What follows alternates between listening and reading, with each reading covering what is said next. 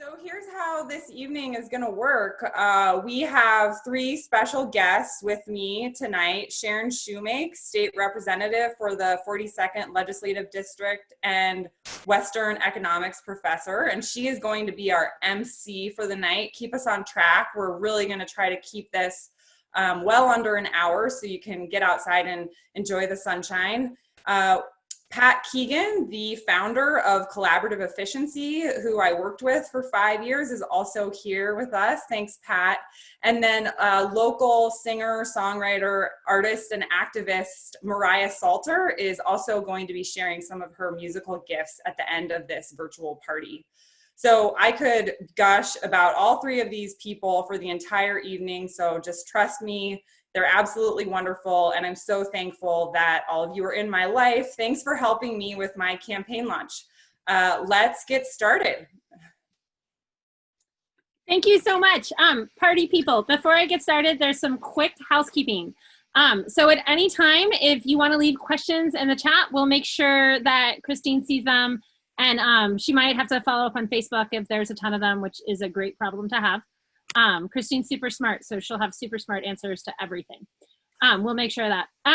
There'll be opportunities to volunteer, to donate money. Those will all be dropped on in the chat. This will also be recorded and shared on Facebook just so everyone knows.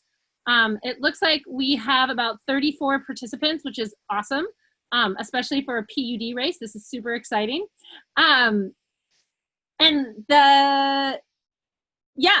So whatever people are feeling, this is really exciting. Take a chance to look at Christine's website. There's this really impressive list of endorsements, especially given that, it's kind of she's a Democrat and she's running against another Democrat and she's never run for office before. And I just think that goes to show that Christine is someone who is known for hard work, who is known for finding solutions. And she's gotten the respect of a lot of members of her community, including myself, who I've had the pleasure of working with her at Western. So she's a force. Christine started off at Western in the Institute for Energy Studies, which is one of the two departments that my position is in. And she was teaching the Advanced Energy Policy course.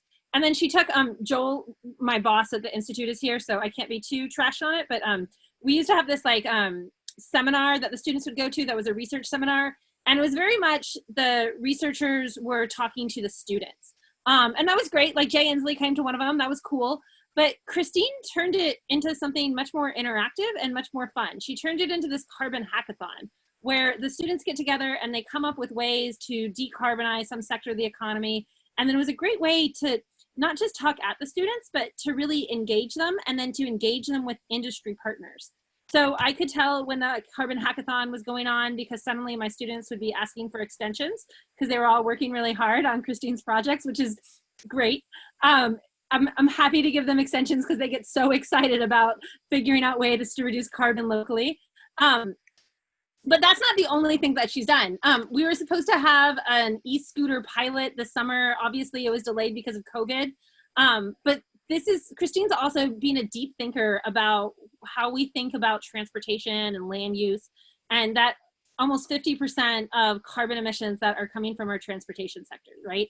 How do we get better value for this? How do we get more localized? How do we get safer transportation as well, right? And so some of that's gonna be walking, some of that's gonna be alternatives to walking, and taking different kinds of trips, thinking about transportation differently. If you've ever wandered downtown when there's a whole bunch of electric cars that you can actually try and ride, or I actually experimented with electric bikes. She was also instrumental in creating that event at the Bellingham Farmers Market. She did it with this partner called Fourth. And so it's a really fun way to learn more about this new technology and potentially take that step. And she was also on the Climate Action Task Force for the city, which worked really hard. I sat in on a few of those, the meetings, and I was just really impressed at the level of scholarship and the level of digging that they were doing it. And it was across disciplines and with academics and with people who are actually working in it and with activists. And it was just this, and with industry representatives. And it was just this really cool collaboration where they produced some interesting ideas. So I kind of was super excited about Christine working as running for office as a PUD because it's an opportunity for change in our county. It's an opportunity for moving to a more green energy future. It's an opportunity for thinking really deeply about water policy. It's also an opportunity for something that I've been hearing a lot in my own campaign about, which is the need to expand access to rural broadband. You can't go anywhere in the county without hearing someone talk about how they need better internet and about how this isn't just an issue because they want to watch Netflix, but it's also an issue for businesses. Businesses can locate here, like really high paid jobs, and then also individuals can work remotely, which I think we'll be seeing more of in the future, but they can't do that if they don't get good internet. But also it's an equity with schools. So as we're going into COVID-19, broadband was an issue before, and now fast internet is really an issue. And that's gonna take someone who shows leadership and who also gets super nerdy into very technical policy wonkish debates. And man, that is Christine Grant. So I'm super excited about this, partially because I need good local partners. So if the state wants to fund broadband, we have someone where we can send the money that we know is going to do the work. But Christine, I was hoping that we could start this off with hearing about why you wanted to run for office and why you jumped into this. Yeah, well, Sharon, thank you so much for that introduction and for being here tonight and for all that you do in our community. And thank you to everyone that's here tonight with me virtually for the launch of my PUD campaign. There are so many things that inspired me to run for PUD commissioner. But the first thing I want to say is just that I hope all of you are healthy and staying strong despite all of the very serious challenges that we're going through as a community, country, and world right now. The year 2020 is asking us to wake up, to dig deep and rise to the challenge. 2020 is saying time is up. Now is the time to address systemic challenges and injustices that we've known about for years, talked about for years, but haven't done the hard work to address or change. I'm Christine Grant, and I'm a candidate for the Whatcom County Public Utility District Commission. 3 generations of my family have called Whatcom County home, and I have spent my career working with public and private utilities across the country. PUDs make important decisions about water, energy, and telecommunications. There are 3 key issues I'm passionate about that have inspired me to run for this position. The first is addressing and bridging the digital divide. The United States has some of the slowest and most expensive internet in the world. Public investments in high-speed internet infrastructure are the only way to bridge the digital divide. The PUD is uniquely positioned to address this problem, but hasn't addressed the problem yet. The second is responsible and respectful water stewardship. Rather than using Nooksack River water to spray on top of coal, I'd like to see the PUD doing far more to support local farmers with the PUD's water resources. Irrigation already accounts for 70% of the water that we use in Whatcom County during the summer months. And as climate change intensifies, farmers will face even more water supply challenges. Third, our next PUD commissioner needs to be ready to fearlessly face climate change. Pretending it isn't happening isn't going to make it go away. This isn't just about the environment, it's about us. There is still time to mitigate the impacts of climate change, and we can create living wage jobs and prosperity while we do it. I know because in 2009, I helped develop, fund, and launch one of the region's largest green jobs programs. Okay, so you can probably tell I am excited about where I could help take the PUD, but let me tell you just a little bit about my path to this campaign launch party. I grew up with 2 brothers, Gabe and Matt, and then was privileged to attend Wellesley College, one of the world's top women's colleges, where I earned a degree in environmental studies with a concentration in policy and economics. When I graduated, I received a teaching fellowship from Princeton University. I went on to work as an analyst at an environmentally responsible asset management firm, Then I spent 5 years at Cascadia Consulting Group, where I analyzed water and energy policies for utilities, municipalities, businesses, and agencies locally, nationally, and internationally. In 2013, I began working with Pat Keegan, who is joining us today. And for 5 years, Pat and I worked together serving rural electric cooperatives and public utilities across the country. Figuring out how to fund projects is a strength of mine. I've helped my clients access about $25 million in competitive funding. In 2016, I got a job offer from the Institute for Energy Studies at Western and was excited to teach energy policy in addition to my consulting work with electric utilities. And another big thing happened to me in 2016. I became a mom. On November 8th, 2016, the day of the 2016 presidential election, I went into labor. Finally, I was almost 2 weeks past my due date and was so relieved that I was finally going to the hospital to have my baby. Despite my husband's best attempts, I learned about the election results late on the night of November 8th. June was born on November 9th. When I finally held June in my arms, I cried for all the reasons that new mothers cry. I was so happy, so grateful she was healthy, so in love. But also, I was angry. At that point, I made her a promise. I promised her that I would do more. I realized that motherhood wasn't just going to be about night feedings and changing diapers. It was going to be about making sure that the world she was living in was safe for her. I promised her that I would not live in a state of despair. I would live in a state of engagement. Since then, I've done my best to fulfill that promise to June. Starting in 2018, I served for 18 months on the City of Bellingham's Climate Action Task Force, giving it my all. That volunteer work gave me a very clear picture of who is doing what or not doing anything at all in Whatcom County in terms of climate and clean energy work. You'd think that our PUD, as an agency dedicated to providing energy services and expertise for the benefit of the people, would have been more involved in this historic effort. But they were completely absent from the 18-month discussion about how we get to a 100% renewable energy future. So how did I get here? Starting in 2019, several different elected officials and community organizers started asking me to run for this position. I was flattered, but not sure. I'm a policy person, not a politician, I told them. But as I learned more, I felt more excited, more sure that I was the right leader at the right time for the PUD, that I could make real change. And I also remembered my promise to June. And so tonight, I'll make a promise not only to you, but to all the voters of Whatcom County too. As your PUD commissioner, I will bring as many people to the table as possible. I will make choices based on the best available science, research the heck out of every decision I make, and I will dream big and lead with my heart. 2020 is asking us to do things differently. 2020 is telling us that the status quo isn't working anymore.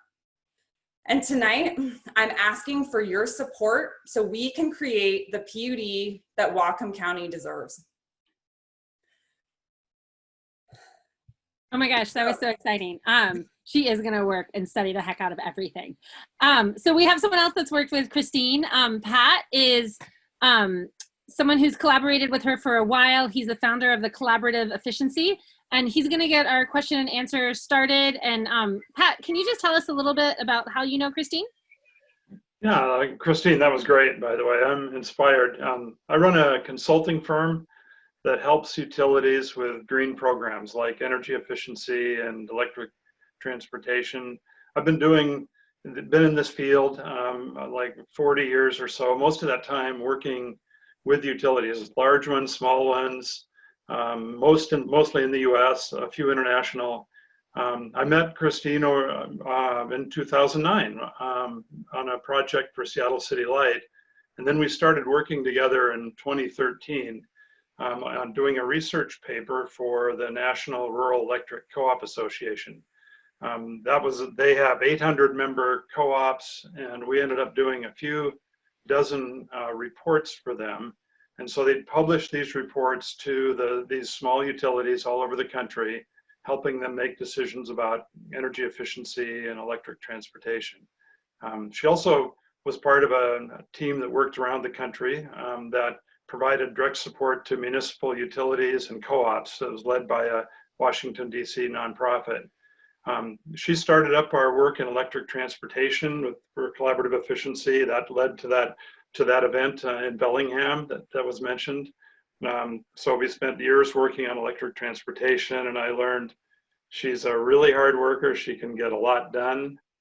She works great with teams, and she's gained a huge amount of knowledge about utilities, and especially publicly owned utilities, and what they can do in this clean energy area.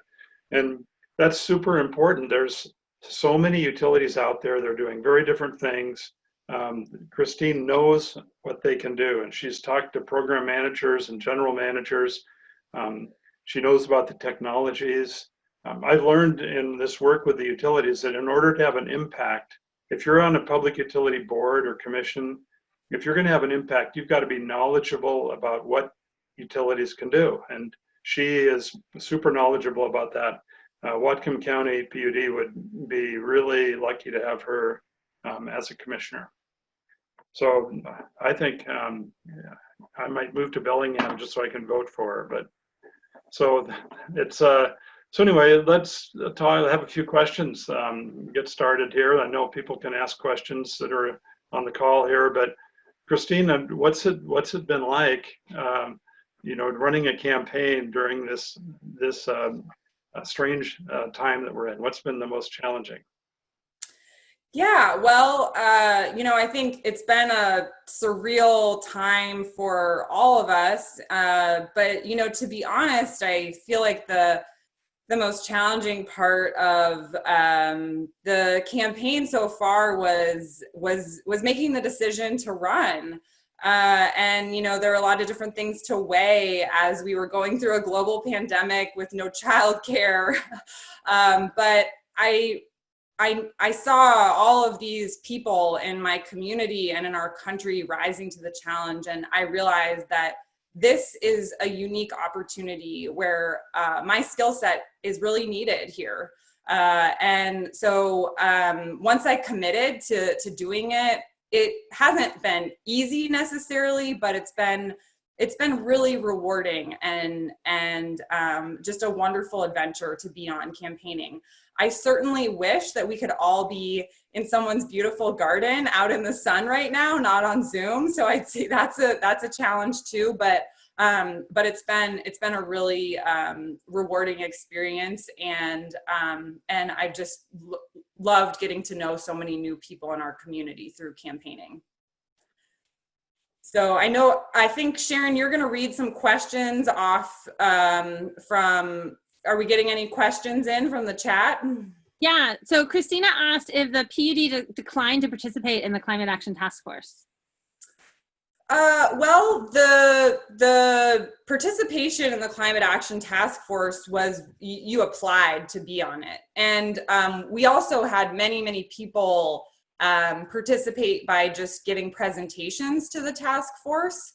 So all kinds of different people from in Whatcom County and beyond presented.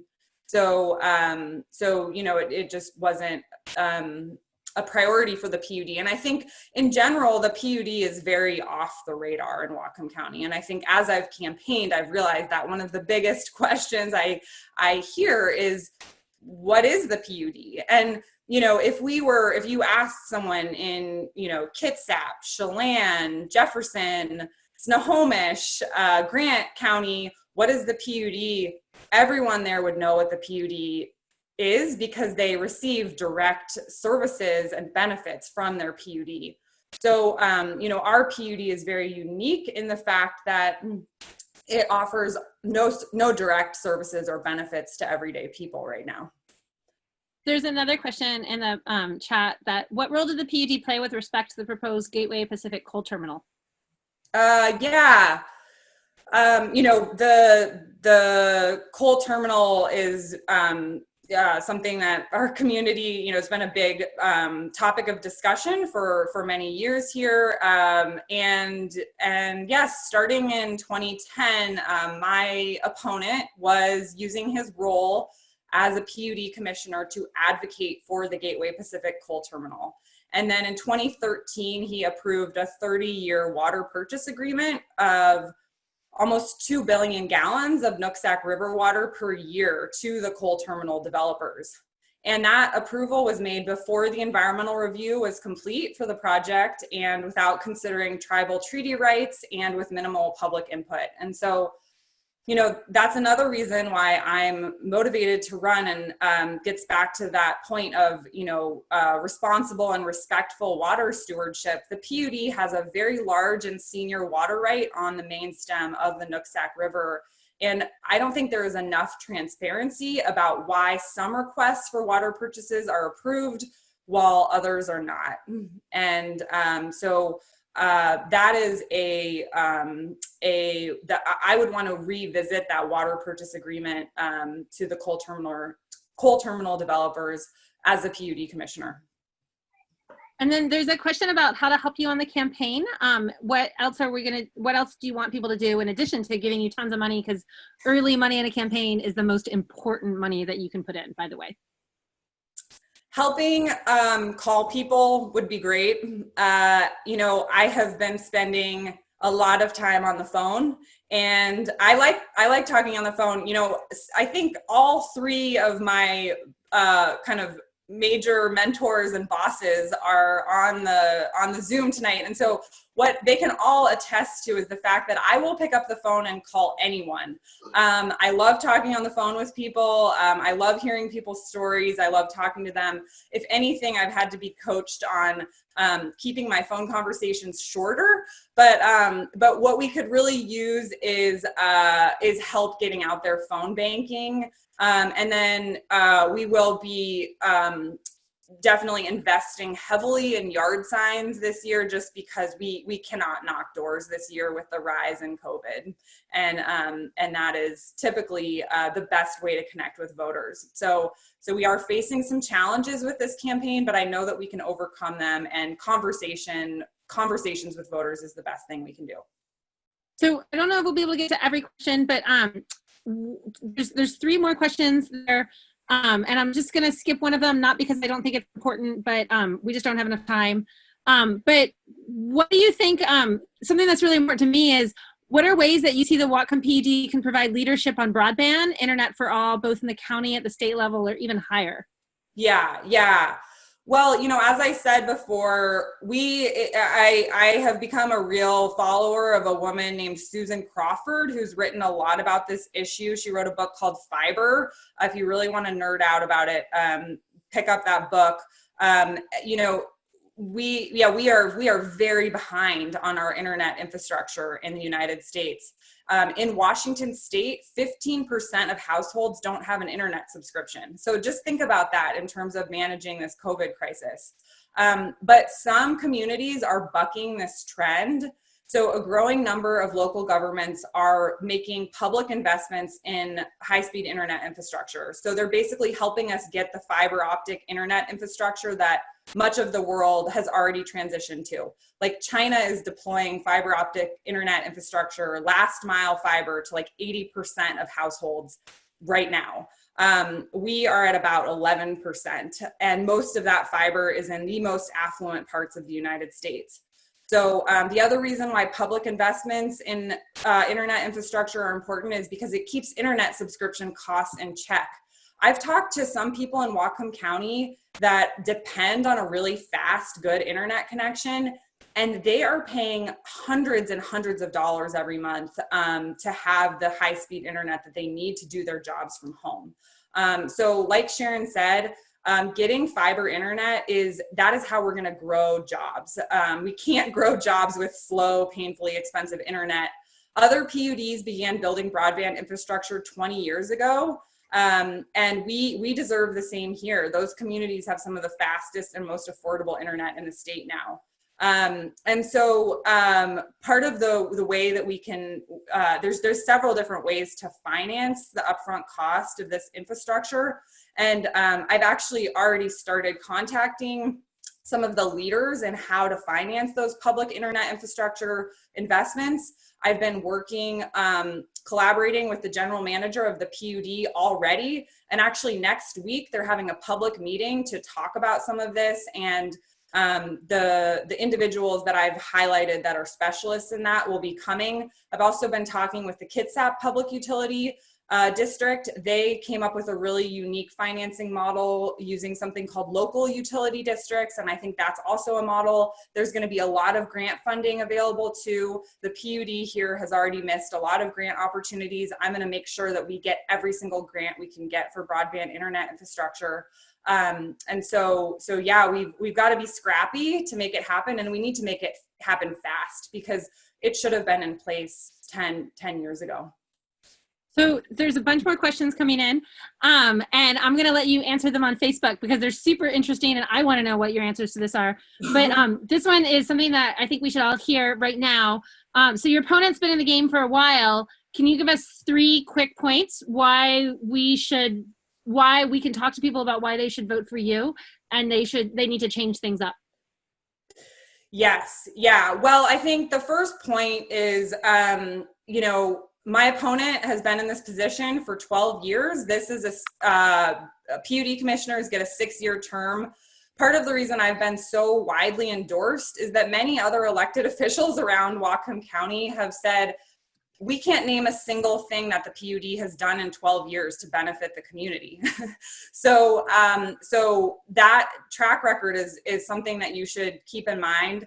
I think the other thing to keep in mind is that a PUD commission provides the policy direction for the PUD. It's not a general manager position. You're not an executive. You provide the policy direction. We should have someone that is an expert in utility policy that knows what's going on all around the state and the country with the most innovative PUDs so that our PUD can become innovative too. And I think that the last thing that you would want to share, and my last name is a good way to remember this, is that I have been very successful at finding funding to make projects happen. The $25 million in grants is pretty impressive. And I will fight really hard to bring in funding to our community too, so that we can make projects happen here, not only with broadband internet infrastructure, but also with increasing renewable energy projects. We've got Silfab Solar here. We are really uniquely positioned to benefit from a transition to clean energy. So keep in mind and try to remember that we need funding to do really cool, innovative things. And I know how to bring that funding to our county. Awesome. So I'm going to let you get to these other questions. They're really interesting, and I love that they're coming in. But we're also here to support Christine. And just so everyone is super clear, early money is like rocket fuel for a campaign. When you start doing well and people start getting excited about you, it comes in August, and that's great. Donate to my campaign, donate to her campaign in August. But right now is the time when she is setting up the campaign infrastructure, and she's getting ready. She's figuring out what she can spend, who she can hire, what investments she can make. And this is really the time to think about how much would you be willing to pay to see some of these amazing changes, to see people with better access to broadband? That means that a lot more people can work from home. That means that our schools can be more powerful and more equitable. What are we thinking about in terms of a partner that's really going to take sustainability and climate change and innovation seriously? That can be our PUD, right? And so you think about the PUD, it provides the policy direction. There's 3 positions on it. One is Atul Deshmane, who is awesome. The second one can be Christine Grant, and this turns it into a force. And that is so exciting. So I already donated $300 to Christine. I'm going to donate another $300. I'm going to write you a check and send it in because I've been thinking about what this means to me and my community. And so what does this money go towards? It goes through, Christine's got an uphill battle with name recognition, right? Like, amazingly, most people don't pay attention to energy consultants and utility experts. They are not usually the movie stars you see on TV. She's a rock star, though, let's face it. but so Christine's got to get that name recognition out. I don't know. Someone asked me a question on this that I want you to answer later. But have there been women in these PUD roles, and is there an experience of this? Right? No, Like, so that's kind of exciting too. And we got to make sure that people know that, you know, there might be some internalized sexism, and we got to let people know that she's overqualified for this job, frankly. Right? Like, this is an oversight policy direction job, and she could run the whole thing if she wanted to. And so that's just really key. So the money's going to go to mailers. It's going to go to yard signs. I don't think we'll be any door knocking, but any size donation really just helps Christine get that message out, because I really believe that this is a kind of message that can win. And the question is, how do we get that message to people? She already has a really cool logo, as you can see behind me. So she's on the messaging front. We just have to make sure that she has the resources she needs to get that to people. So if you want to drop your a pledge in the chat, we'd love to see that coming through. That's all super exciting. Christine also has these really cool thank you cards. You want to show them? Oh yeah, so we are really lucky. Local Whatcom County artist Phoebe Wall is supporting the campaign, and she helped support the campaign by contributing this beautiful design for a thank you note. And you know, my mom taught me to be very good about thank you notes. So every one of you will get a handwritten thank you note from me with this really cool Phoebe Wall card. So you know, thank you so much for the support. It really makes a difference, especially during this this very unique campaign.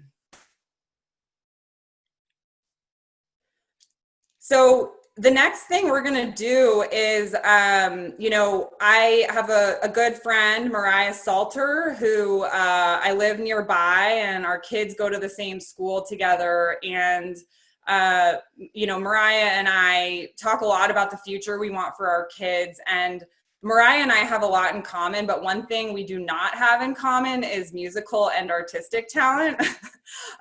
So Moriah is one of the most talented singers I've ever met, and she will be singing This Land Is Your Land. And so Woody Guthrie wrote the lyrics to this song in the 1930s, and you know, the lyrics are hopeful despite the fact that America was going through a dark chapter then, as we are today. And one thing that's interesting is that Woody Guthrie was also hired around that time to work for the Bonneville Power Administration marketing department. And he actually wrote songs about public power and the Columbia River, like Roll On Columbia. These are tidbits I share with my students.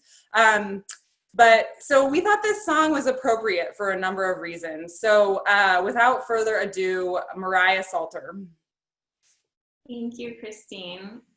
Yeah, it's so fun to hear your introduction, because you've been someone that's encouraged me to come back to some of the things that I was impassioned about before I became a mom, and it took me a long time to get back to them.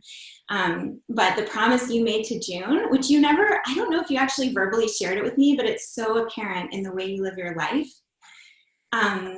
It actually inspired me to become more involved in environmental movements and justice movements, and also come back to singing again after years of not doing it anymore. So thank you for that. And it's such a great example of the way that you show up for your friends and family and people that you care about. I just always, when I see you talk to someone or when you're talking to me, I just take a pause every time, and I just marvel at the way you focus on everyone, and you're so engaged, and you deeply listen, and you know, you ask great questions, and you're just really present with everyone. And you know, I was thinking about one time we were walking. I know I'm almost done.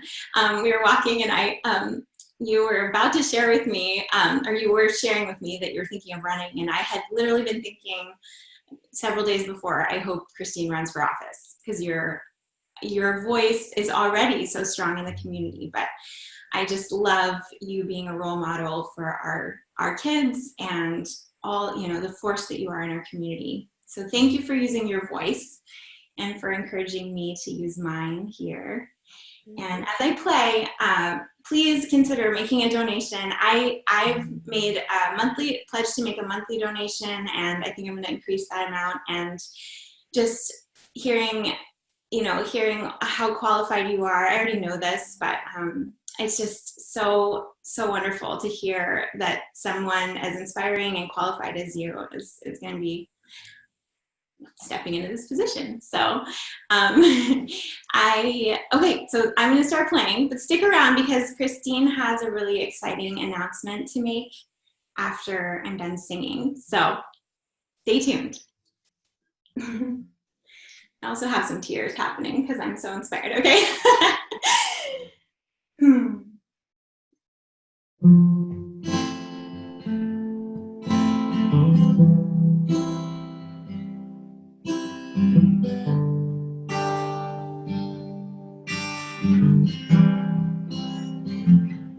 This land is your land. This land is my land. From California to the New York Island, from the Redwood Forest to the Gulf Stream water. This land was made for you and me. As I was walking that ribbon of highway, I looked above me to the endless skyway. I saw below me that golden valley. This land was made for you and me. This land is your land. This land is my land.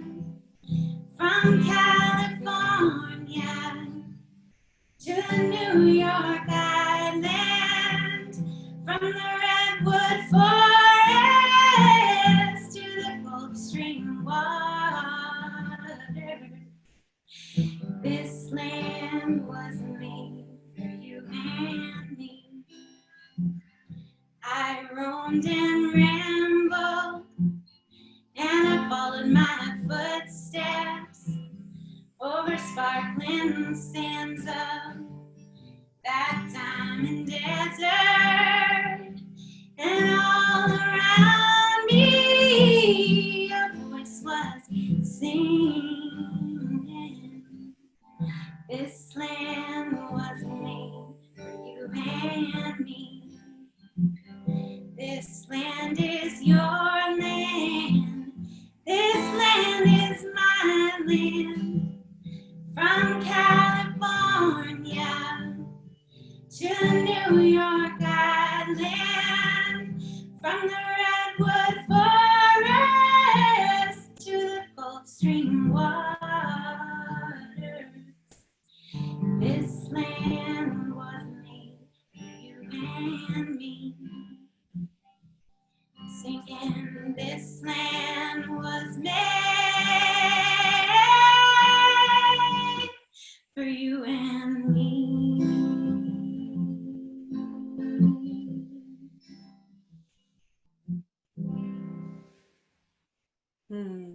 Thank you so much, Moriah. That was beautiful. And thank you to everyone. It's 6:10, and we really wanted to keep this close to about 40 minutes, just so that we could respect people's time. But I do want to let everyone know that we'll be doing 3 more events at the very least that will be open to everyone, where we're going to be focusing on the 3 kind of key priorities of my campaign. So public broadband infrastructure, water, and clean energy. And so the first one is going to be focused on clean energy, and that will be on August 20th at 5 p.m.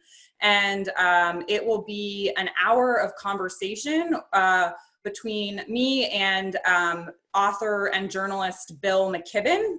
And so really excited to be talking with Bill McKibben and Jay Julius, who is the former chairman of the Lummi Nation, will be kicking off that conversation that I'll be having with Bill. So, you know, really appreciate all of your support. And I am commenting and posting a lot on Facebook, and for any questions that we were not able to get to tonight, I will be covering those in the Facebook chat. So thank you again, and thank you for your support.